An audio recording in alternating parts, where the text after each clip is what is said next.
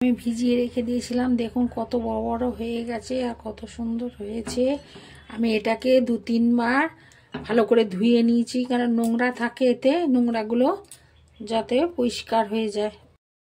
আমি প্রেসারে সামান্য জল বসিয়েছি, কারণ যেহেতু এটা ভেজানো ছিল ওই জন্য অল্প জলে এটা সিদ্ধ করে নিতে হবে। ওই জলে আমি একটা তেজপাতা মধ্যখান থেকে কেটে জলের মধ্যে দিয়ে দিলাম, একটা দারচিনি দিলাম জলের মধ্যে, আর 2টো এলাচ ফাটিয়ে দিলাম।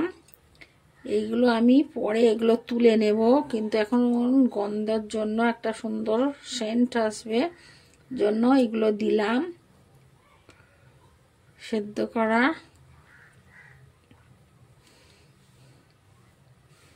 দিয়ে দিলাম। এবার আমি ডালটা এবার দিয়ে দেবো ওর মধ্যে।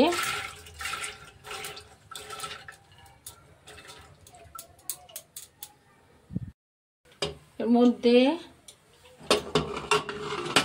3টে সিটি দেব, কারণ বেশি দেব না, দিলে গলে যাবে। 3টে দিলে হবে, দেখতে হবে। তাহলে আমি এটা সিদ্ধ ততক্ষণ হোক।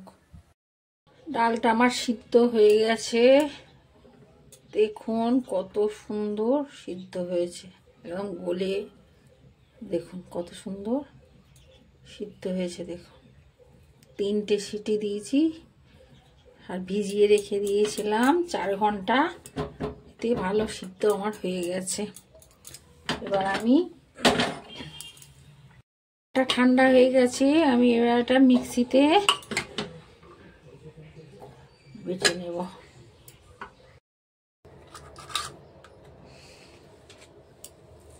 এক চামচে ঘি দিলাম, আর একটু দেব, 1.5 চামচের মতো ঘি আমি দিয়ে দিলাম।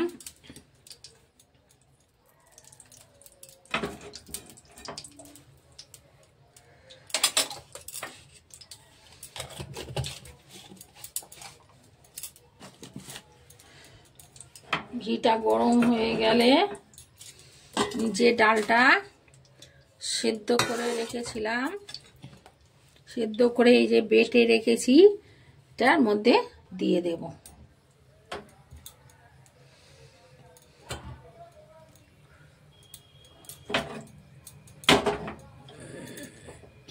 গরম হয়ে গেছে, আমি এই ডাল বাটাটা মধ্যে দিয়ে দিলাম।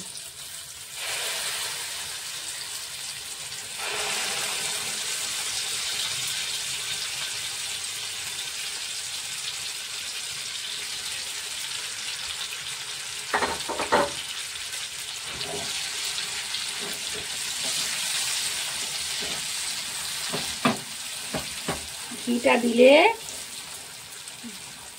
গন্ধটাও খুব সুন্দর হয়, খেতে খুব স্বাদ হবে, জন্য ঘিটা দিলাম।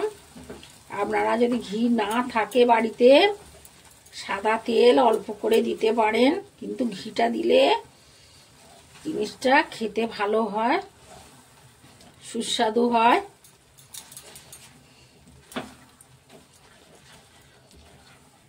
আমি ঘিটা দিলাম।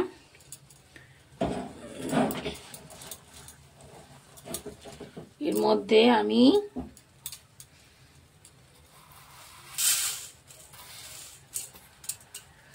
চিনি দিয়ে দিলাম, পরিমাণ অনুযায়ী চিনিটা দেবেন, যতটা ডাল পরিমাণ অনুযায়ী। যদি আপনারা 250 ডাল করেন তাহলে 200-র একটু কম দেবেন, যেরকম মিষ্টিটা খাবেন সেরকম অনুযায়ী দেবেন।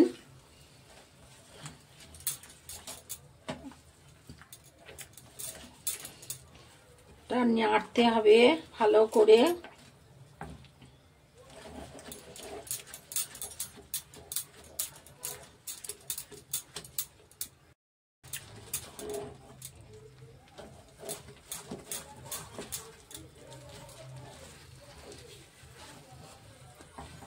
ভালো করে নাড়তে হবে, নাহলে তলা ধরে যাবে।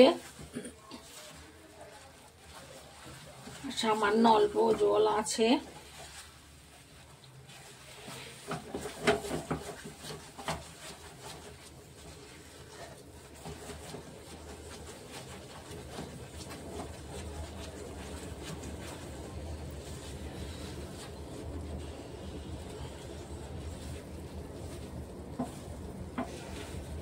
একটু জল আর আছে, নাড়তে হবে, না নাড়লে তলা লেগে যেতে পারে।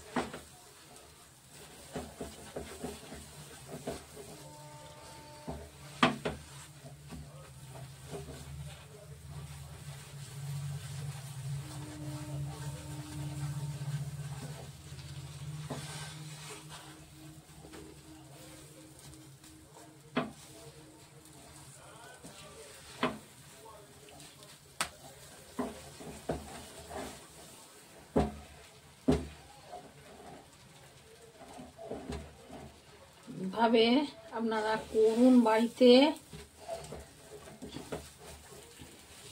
যারা আমার চ্যানেলটাকে সাবস্ক্রাইব করেছেন তাদেরকে অসংখ্য ধন্যবাদ।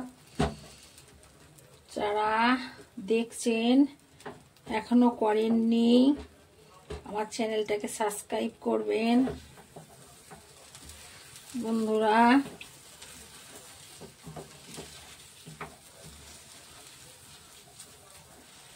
এইভাবে করুন।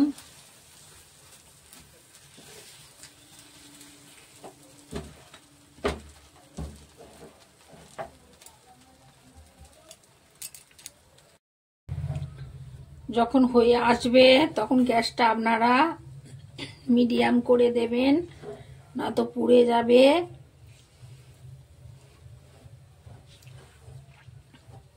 আর পেতে পেতে হয়ে এসছে।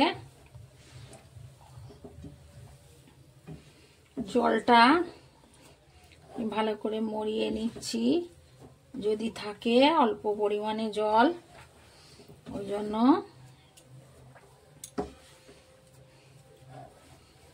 এবার আমি সামান্য এলাচের গুঁড়ো, এলাচ যেটা শুকনো খোলায় আমি ভেজে রেখেছিলাম,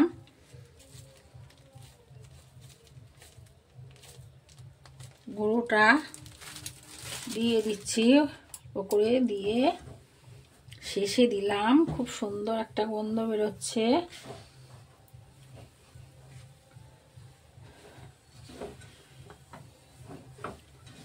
অল্প করে আপনারা দিয়ে দেবেন এলাচটা। আমার হয়ে গেছে, এটা আমি নামিয়ে নেব এবার।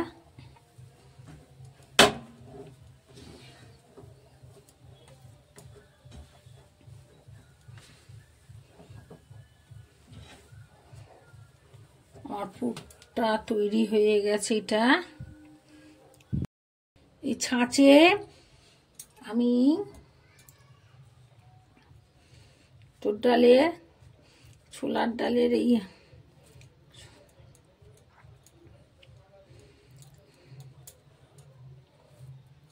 একটু দিতে হবে।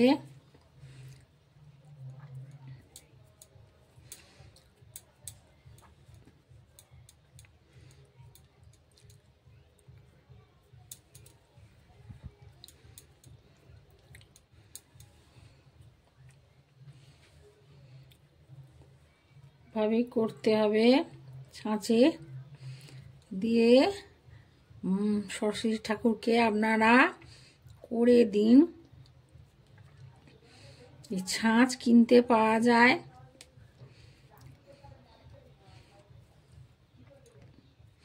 এগুলো আগেকার ছাঁচ আমাদের বাড়িতে ছিল। আমরা আগে ঠাকুরকে, লক্ষ্মী ঠাকুরকে দিতাম ছাঁচের সন্দেশ করে, নারকোলের করে ঠাকুরকে আমরা অনেক দিয়েছি করে, হাতে করে।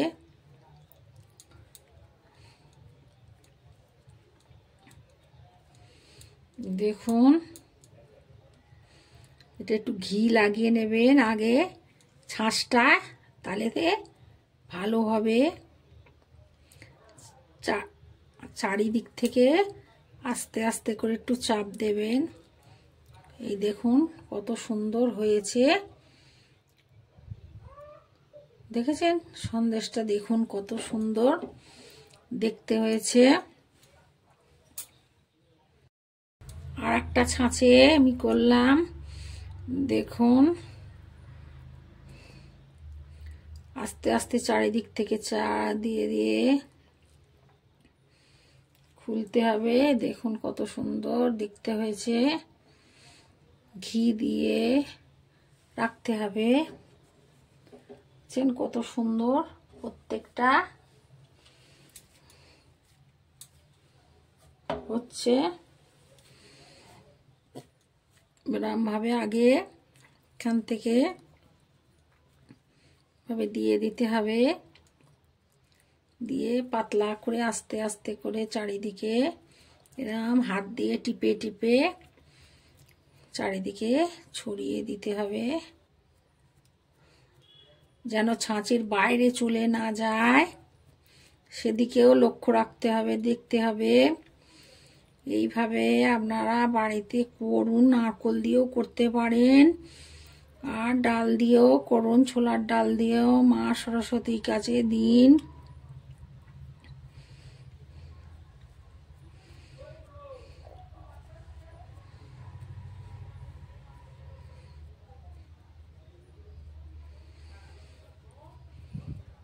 তো সুন্দর দেখুন হয়েছে। এবার খুলবো। দেখুন আস্তে আস্তে করে এই দিক থেকে চার ধার দিয়ে চাপ দিতে হবে আস্তে করে প্রত্যেকটা, তবে খুলে আসবে। এই দেখুন কত সুন্দর হয়েছে সন্দেশটা। এই যে ছাঁচ, এগুলো আগেকার দিনের ছাঁচ।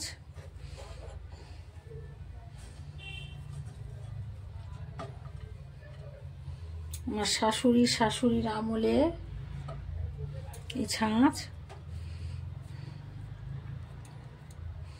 এখনো পাওয়া যায় এই ছাঁচ। এখন কেউ করতে চায় না বলে, রেডিমেড কিনতে পাওয়া যায় বলে এখন কেউ করে না, কিন্তু হাতে করা জিনিসের স্বাদই আলাদা।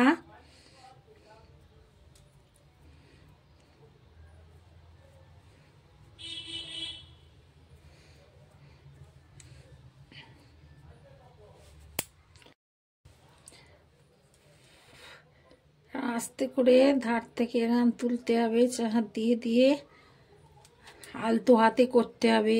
বেশি জোরে চাপ দিলে ভেঙে যাবে।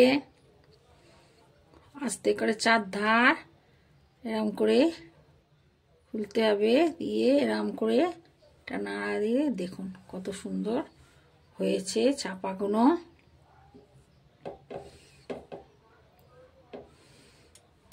কত সুন্দর প্রত্যেকটা হয়েছে দেখুন। ছাপা সন্দেশ কেমন লাগলো অবশ্যই জানাবেন। ভালো লাগলে চ্যানেলটাকে লাইক সাবস্ক্রাইব করবেন।